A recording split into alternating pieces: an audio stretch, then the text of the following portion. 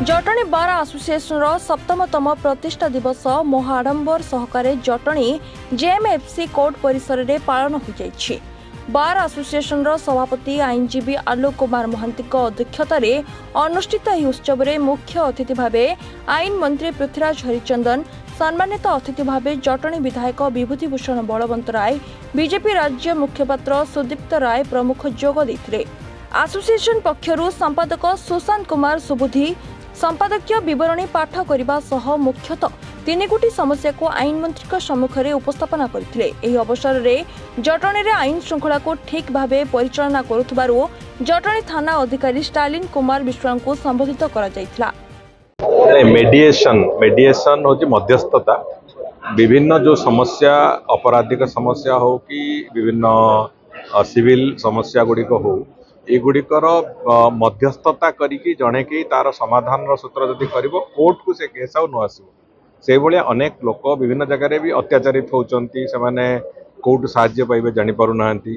अनेक लोक कोर्ट को दौड़ी दौड़ी हालिया होचंती। ये सब दृष्टि आखि आगे रखिकी जो नुआ मेडिएशन एक्ट है केंद्र सरकार करचंती, से एक्टर आधार रे मेडिएशन को प्राथमिकता दबा को निष्पत्ति होची। आमे ताकू आधार करी विभिन्न पंचायत रे लीगल वॉलंटियर्स एवं लीगल वॉलंटियर्स को सहित से अंचल रे थिबा जो आईनजीवी माने होंतु, सेठी अंगनवाड़ी वर्कर होंतु, अंगनवाड़ी सुपरवाइजर होंतु, एमानंकु नेकी सेठी पारिवारिक समस्या तो आरंभ करिकी विभिन्न दिगरे जो समस्या गुड़िक ग्रामांचल रे विभिन्न अंचल रे होउची तार मध्यस्थता करबा पई मेडिएशन रो इम्प्लीमेंटेशन आमे करबा को आरंभ करती। गोटे योजना आरंभ होईची एवं स्टेट लीगल से बाबद किसी योजना आरंभ होईची। भावुची आमे सफलतार सहित से कथा करिवु एवं जेहेतु एई 28 तारिख दिन एई मासर नेशनल मेडिएशन कॉन्फ्रेंस भी जातीय स्तर जो मेडिएशन कॉन्फ्रेंस गथर दिल्ली रे हेतिला सेटा एतर ओडिसा रे होवा पे निष्पत्ति निया जायछि अटॉर्नी जनरल को द्वारा। तेणुकर आम से भी अनेक गुड़िए दिग अनेक गुड़िए आस्पेक्ट तार से आलोचना हम। तेणुक गोटे प्राथमिकता दवा को आमर सरकार आरंभ कर। बार एसोसिएशन जो दाबी थिला सेठी जो बार बसवा एवं लाइब्रेरी ये सब कथा जो आवश्यकता थिला मो आसंता काली विभाग अधिकारी मान संग कथबार्ता करुच्ची को स्टेज रे काम अच्छी आको या एपरिक हो पारे कि गोटे चेंज ऑफ स्कोप करके से काम रे जोड़ा जाई पारे नहले ताकू स्वतंत्र भाव में ताकू नुआ करी टेंडरिंग तार करा जाई पारे से बाबद रे कथबार्ता हैला परे काली निष्पत्ति निया जी। निश्चय हमर सिस्टम रे अछि law helps vigilant not indolent. ता अर्थ है जड़े आईन प्रति सचेतन थिबा लोक को लॉ साहाय्य करिवो। आईन प्रति सचेतन थिबा लोक जे नथिवो ताको सपोर्ट करिपरिवो नै। प्रथमे आमे आईन सचेतन हवा दरकार।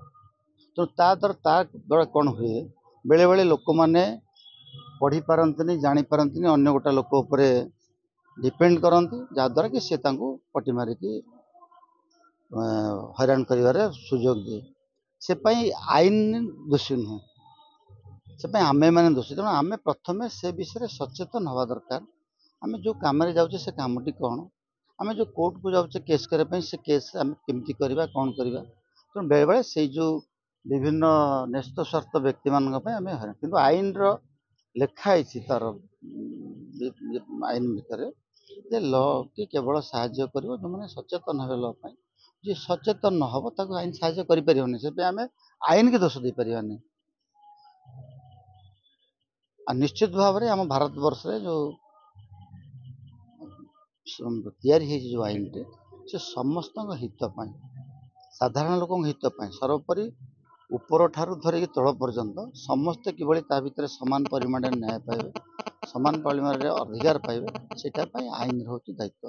ताको किभली भाबे आमे आम न्याय पाइबा, न्याय आम पाखे केमती पहुँचबो से आम सचेतन हवा दरकार। आम यदि सचेतन न हवा तो आईन के हम दोष दे परिबे। Jatni Prashant Kumar Sahu report reporters today.